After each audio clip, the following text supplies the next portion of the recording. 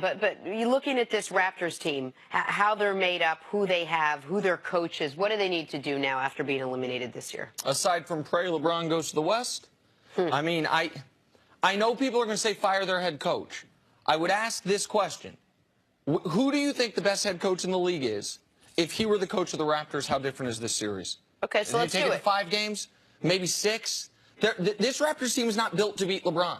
They've lost 10 straight playoff games to LeBron. They've been swept 2 years in a row. If you do have a better coach, though, you might flip the tide on those 2 games. Maybe you double-team LeBron in game number 3, take the ball out of his hand. That gets you 1 win right there. If you're able to put back point-blank range, 5 or 6 bunnies in game number 1, now you're tied at 2-2. Maybe you can get those type of adjustments with a different coach. Yeah, I don't think the coaching discrepancy is the difference between the Raptors and the Cavs.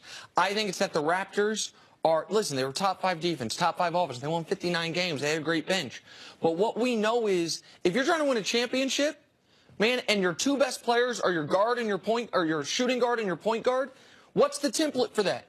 Steph and Clay, okay, so your 2 best players are also the 2 best shooters in the history of the league. I know people would say the bad boy Pistons. Before they reached their heyday, though, they fired Mark Jackson with 50 games. Now, they're not the shooters, but they were the 1 and 2.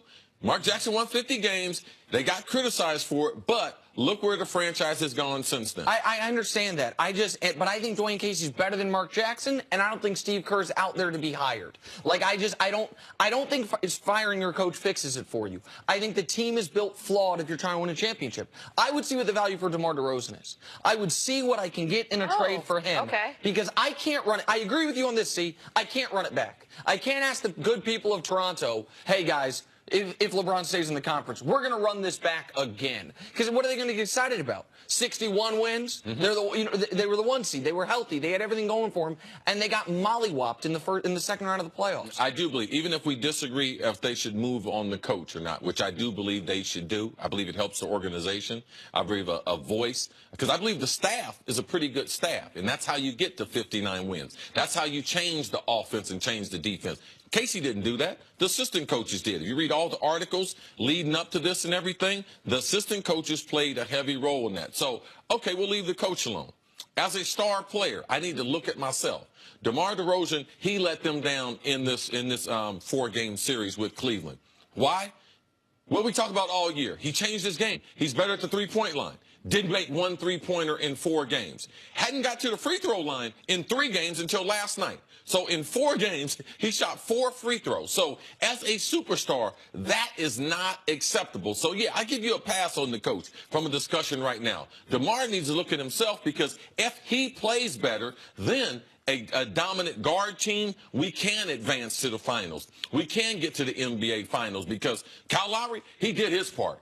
Now, he played the Batman in this. Robin and DeMar didn't play his in this. Let me just throw 1 fake trade at you before we move on. If they are considering moving on from DeMar DeRozan, if they want to keep the head coach, or maybe they want to move on from them both. What about a sign and trade with Boogie Cousins? DeMar and Boogie. You're in Toronto. You have a legitimate center to pair with Kyle Lowry. You're in New Orleans. You add another wing player, which gives you some of the scoring that you need, especially if you don't know if you're going to be able to keep Rajon Rondo and have Drew Holiday go back to the point guard spot. But why do you have to trade for Boogie? Boogie's going to be a free agent. Because they got no cap space. Because they gave Ibaka that $20 million.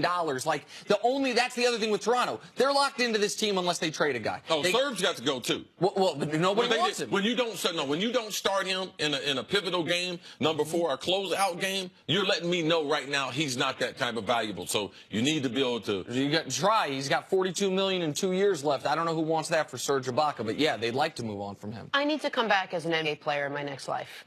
So if I don't play and $42 million is just out there, I just wanted to take a break and let you guys know. You're gonna have to work on there, Jenna.